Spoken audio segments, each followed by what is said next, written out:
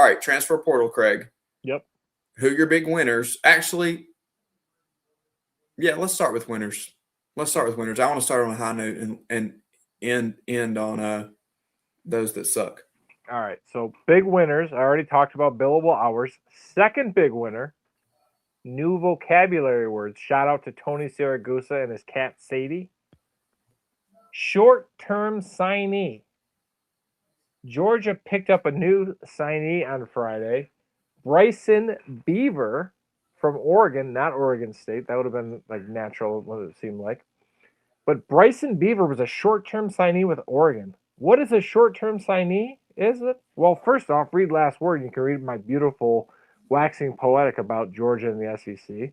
But a short-term signee is when a young man signs in December to say, hey, I'm going to your school, only to enter the transfer portal in January and go to another school. A la Julian Sayin, who was at Alabama. Then when the GOAT retired, he went to Ohio State. So shout out to billable hours, new vocabulary words. And again, it wouldn't be the Michigan Yankees segment of the day if I didn't give a shout out for the winner, Liam Danitz. Rob's like, who the hell is Liam Danitz? Liam Danitz played at Hope College in beautiful Holland, Michigan, known for their Tulip Festival in May, and also Dutch Village. Great little spot to go and visit with the wife and kids. He's a D3 edge player. He's about 6'3", 230 pounds. Hit the transfer portal, and my boy has leveled up. He will be playing at Wisconsin, a D1 school, or so it's rumored, next fall. There you have it, Craig's winners of the transfer portal. Billable How hours. off the rails are those? You know what? That was beautiful because I was not thinking off the rails here, and you gave us the flavor that we needed to kind of end the show on a very, very SEC Sunday night. It just means more football and coffee, whatever, throw it back type of note. So for those of you who have been with us for years and you know our personalities, there you have it. If you're brand new tonight and you just tuned in, we are bringing casual sports conversations to the serious sports fan. We cover it. We know the ins and outs. We understand the intricacies, but we also understand that sometimes you're on a bar stool or in a diner and you just need to have a casual conversation about the game that is not digging into all the nuts and bolts. So we have segments where we dig in and we have segments where we fall off the rails. Yep. And so, Craig, thank you for taking us there with billable hours, short-term signee, and whoever the heck that D3. Liam Danitz. All right. Here I'm going to make it easy for you in my top 3 winners in the transfer portal. Okay. Mm-hmm. LSU, Ole Miss, and Texas are 1, 2, and 3.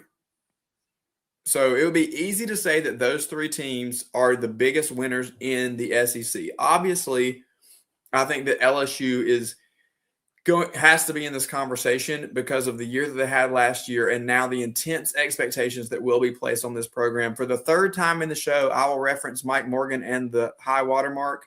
LSU is a national championship program. They went and got a coach who put together a national championship type of team in the Ole Miss Rebels this past year. Got them into a deep college football playoff run by putting that group together. You can't tell me that they would have lost the games that they won had he been the coach.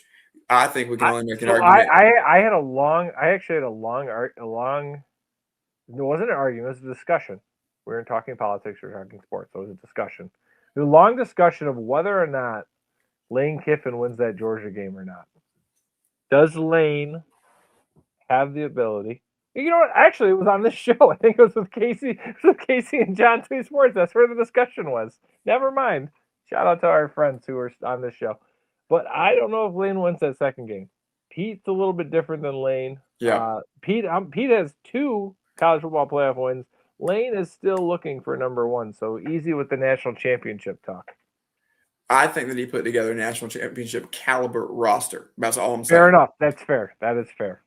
And so the expectations, when we talk about the transfer portal, the expectations for LSU is going to be to go win a national championship next year, at least be in the semifinals. Yep.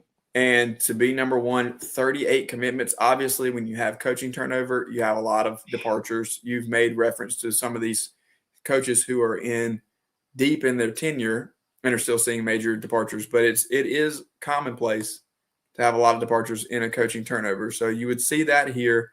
LSU 38 commitments, and they're averaging 88.09 rating per player. I hate transfer portal ratings on players. I'm not sure how we can be really accurate with those, but it's hard to judge roster. Like we used to talk about, like what were the 5 stars and everything like that, but it totally changed. Looking at LSU's schedule next year, home against Clemson, at Ole Miss September 19th, home against Texas A&M the following week, at Auburn, and then they're home against Alabama, and then home against Texas. Those are like 4 or 5 big games that I am circling. Yep.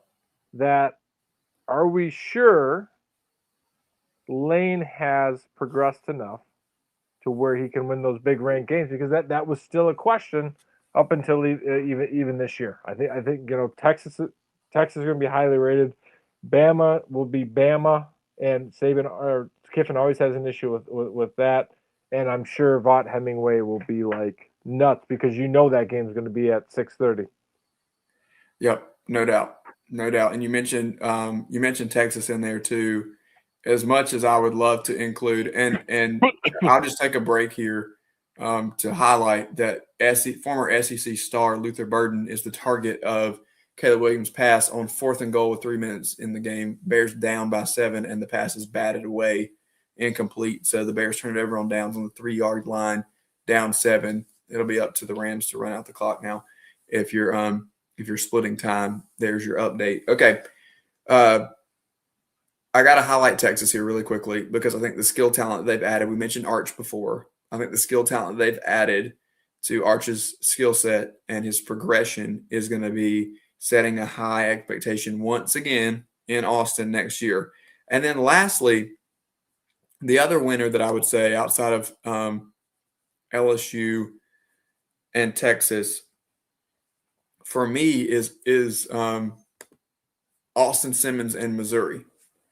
Because here's a kid that we had really high expectations for last year, and obviously somebody who is very intelligent, graduated college, was in a master's program at 19. Somebody who was a dual sport athlete, a baseball player, somebody that Lane Kiffin put a lot of trust in, put a lot of confidence in going into the season as the starter, whole off season. Expected to take that Ole Miss team. Obviously, an injury held him back, and then Chambliss came in and Wally pipped him. But I think there's still a lot left in the tank for Austin Simmons. And as much as we have said this name on this show time and time again, Eli Drinkwitz is a really good offensive coach. He puts players in good positions. They're going to be able to run the ball. It's going to be balanced. And I honestly think this may be the most talent they've had at the quarterback position there in quite some time. Why did you leave Ole Miss though? What? That was the question for me of like, okay, sure, it didn't work out this year. You got Wally pipped. I have no intel to say this. Yeah. I would guess that he is a Charlie Weiss Jr. guy. And he did not get the invite to come over from Lane.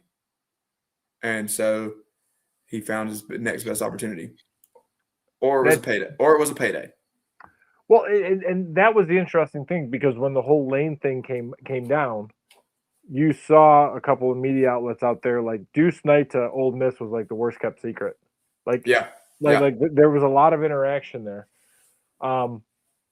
But you wonder, like, is Missouri in a better spot? Yep. And again, this is not me trying to upset Maggie or trying to think about it, but it's like with where you're going, seems like there's more questions at Missouri than there would be Ole Miss. But again, I think we look at I could definitely see that argument. I just think that the marriage of Drink and Simmons is a really good one. I think it benefits both of them. So, and here's the thing with the transfer portal: we always assume it's the player making the choice. Yeah. And we look at a guy like David Livingston from Texas, who Yep. was Archer's roommate, who hit the transfer portal. Some cryptic messages you read between the lines. Sounds like Sark saying, "Hey, we love you, but there may not be room for you." So he goes on his tour. And what I really love about David Livingston, he says, "Sark, I'm not going that far away." He goes right up to goes right up the street to Oklahoma, and he's going to be right there just to remind Texas. Yep. So I'm really looking forward to Red River next year. But I wonder if that's the same thing with Austin, where maybe he didn't have a chance saying, "Hey, you know what? We're going to make a clean break. You got your degree. You go ahead and Yep. move on." Yep. I'll be your editor really quick, just for those listening. That would be Parker Livingston. But we'll keep an eye on him in Norman David next year Livingston, as I we think. move forward.